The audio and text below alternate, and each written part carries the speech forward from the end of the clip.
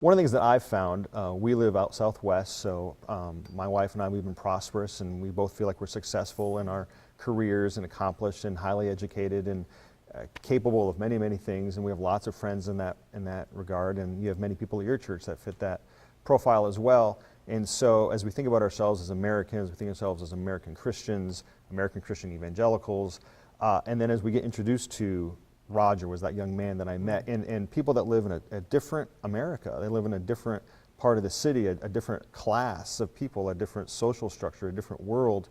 I've had to wrestle with, well, I made good choices and I'm reaping the benefits. They made bad choices and they're reaping their benefits. So why should I feel sorry for them? Why should I reach out to them? Why should I make sacrifices so that they can have a better life when they've made their choices and have to live with them? And so, you know, you have a lot more people in your church that you've had to help them break away from that kind of that mindset. So how do you help them make that transition from, it's not just they made their choices, you made your choices, so live and let live, but that sense of compassion and following Jesus' steps requires you to engage in the least of these. I mean, how do you help people break out of that kind of you know, class mindset?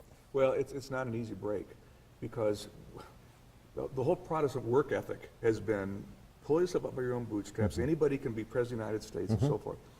It really helped us, and we did this with some diversity dialogues, and I can't remember exactly the material that was used, but it was quite remarkable. We had men and women, black and white, young and old, 50 of them in a room, and then certain questions were asked. We all had to line up against a wall, and then it was this: if there were books in your home when you were growing up, take a step forward. If you had a father in your home growing up, take 2 steps forward. If you're a white male, take 2 steps forward. Things like this. But then also things, if you grew up in a home with a median income of less than $20,000, take 2 steps backward. If you were raised by a single mom, take 3 steps backward. If you were on and on and on. By the time we're done with this, Tim, people are stretched across the room, and you can see the middle class, well, my board chairman, the middle class white male was all the way to one of the room, and the poor black female, and my friend began to weep. And he said, I never realized my givens for my success.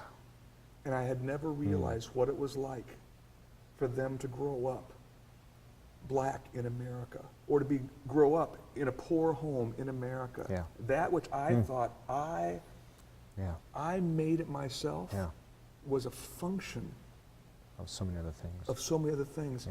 That was a starting point for many of our folks in that room to think, have I ever been short-sighted and judgmental?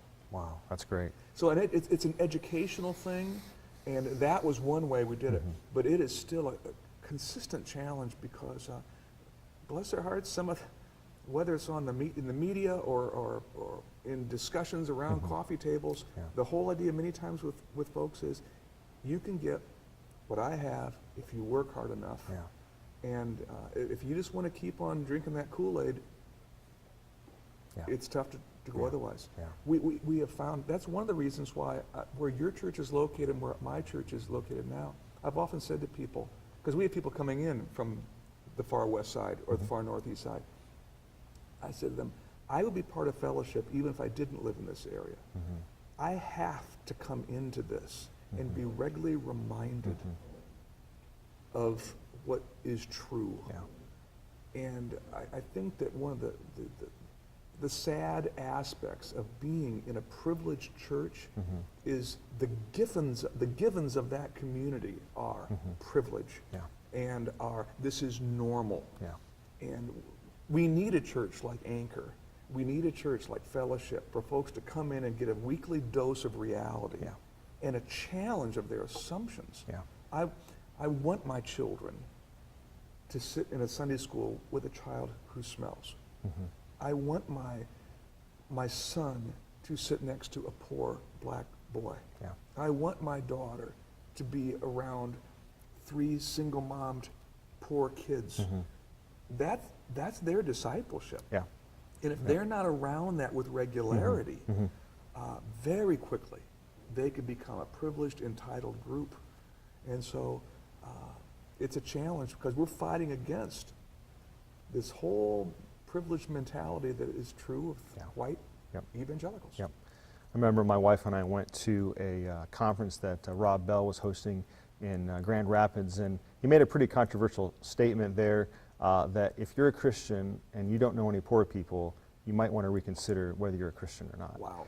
And yes, he was speaking hyperbole, but it really caught our attention because when you read through the scriptures and who Jesus spent so much time with, prostitutes and tax collectors and sinners, and then we think about, we love that idea as evangelicals because we love Jesus, but then we somehow filter out actually doing that and ourselves associating with those types of people. And so when we kind of mulled over, what does it mean to know the poor and care for the poor? Have poor people that are our friends, and how does that, I mean, it challenged us in our ideas about, well, who do we want our children to be around, and what kind of influences do we want on them in the conversations of, well, parents are the biggest influence. And I remember George Barna had some statistics about how many kids are leaving evangelical churches when they graduate from high school, and the theories behind that. And one response is, well, 80% of kids are leaving church after high school because youth groups aren't good enough, and so we just need to revamp our youth ministry. And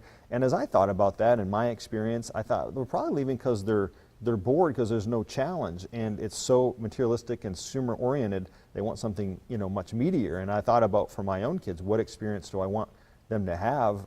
Yes, I want them to have a great youth experience and be around kids like them and go on trips and have great mentors and youth leaders. But I also want them to have a heart for the poor and to think about how can they use their life in its greatness defined by material success and stability, or by who you've touched and who you've helped. And I think that that's the tension that my wife and I face just in living in two different worlds. And we teach and live in one world, and then I serve and we worship in another world. And so we go back and forth. I go back and forth every single day and trying to think about how do we bring those two worlds together so that, because suburbs are just a reality.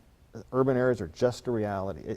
We can't change that. What we can change is how do we mingle Christians? Like, of all the people that are going to be a bridge of love that truth can travel over, it's going to be Christians, and how do urban Christians and suburban Christians work together. And so have you guys had any initiatives or anything you've done on purpose to try and draw people from suburbs and urban area? I mean, how have you tried to connect them? Have there been any intentional fellowship ideas or serving ideas where, in your mind, we want to get different groups of people to know each other? Well, the idea that the suburban people have come to this church has been around for our 30-year history. We've always had a lot of drive-in. So I don't have to attract them. They're going to come.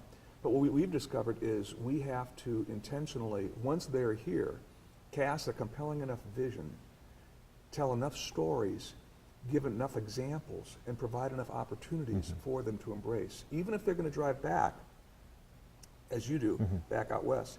So that's going to mean that intentionally we're going to provide opportunities to minister to our recovery ministry during the week.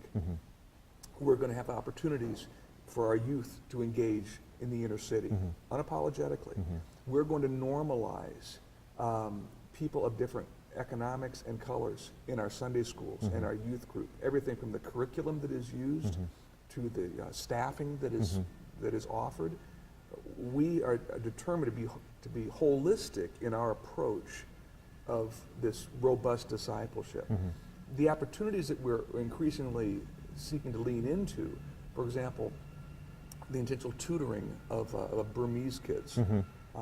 Here's an opportunity for you to come in 2 afternoons a week. We're going to be doing something that's brand new this fall, and we're going to be hosting Boys and Girls Clubs here. Great. And so this will be a drop-off point for kids to come in intentionally, an hour of homework That's great. where we can tutor. But neighborhood kids then can go to either a place where there's some arts or there's some recreation or whatever. That's great. But it gets them off the streets, it gets them into an environment, and it's not even specifically Christian. Right. But again, this is the idea of making a difference in your neighborhood and then saying to our folks, you have the opportunity, no matter where you live, Yeah. to be a part of this. Yeah. Will you? Yeah, yeah, yeah, that's great.